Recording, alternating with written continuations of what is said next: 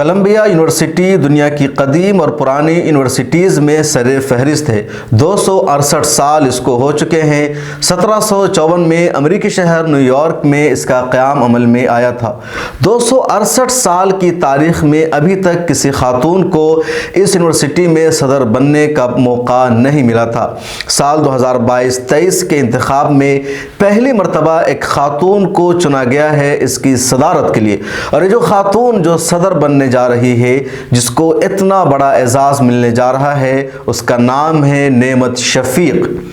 مصر سے اصلاً تعلق رکھنے والی ہے، کئی علوم میں اس کو مہارت حاصل ہے، کئی اہم عہدوں پر وہ فائز رہی ہے، معیشت میں وہ سب سے زیادہ ماہر مانی جاتی ہیں، اور اب نعمت شفیق کولمبیا یونیورسٹی کی صدر بننے جا رہی ہے، جو تاریخ میں پہلی مرتبہ کوئی عورت بنے گی، اور وہ عورت، وہ خاتون مسلمان ہے۔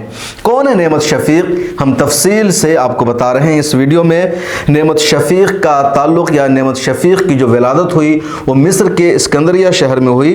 بنیادی تعلیم انہوں نے وہیں حاصل کی، اس کے بعد کئی بڑے بڑے شہروں اور ملکوں میں بھی انہوں نے تعلیم حاصل کی۔ یونیورسٹی آف میساچوٹس ایمریٹس میں انہوں نے گریجویشن مکمل کیا۔ لندن کے school of economics and political science سے انہوں نے MSc مکمل کیا تھا۔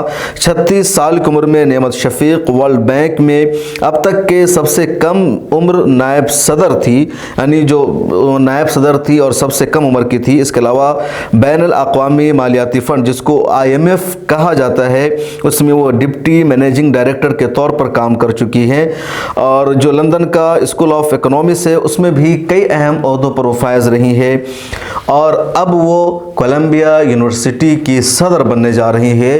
تو ایک شاندار سفر رہا ہے نعمت شفیق کا، اور اب کولمبیا یونیورسٹی کی صدر بن کر انہوں نے تاریخ رقم کی ہے، کیونکہ امریکہ جیسا ملک جو بہت زیادہ عورتوں کی آزادی کی بات کرتا ہے، حقوق نسواں کی بات کرتا ہے، وہاں کی اس یونیورسٹی میں ابھی تک کوئی خاتون اس کو نہیں ملی تھی، اور اب کوئی خاتون اس لائق ملی ہے جو اس عہدہ کو سنبھال سکے، تو ایک مسلمان ہے جس کا تعلق مصر کے اسکندریہ سے ہے۔ اس ویڈیو میں اتنا ہی، پھر ملاقات ہوگی اگلی ویڈیو میں۔ اگر آپ نے ابھی تک ملت ٹائمز کو سبسکرائب نہیں کیا ہے تو کر لیجئے۔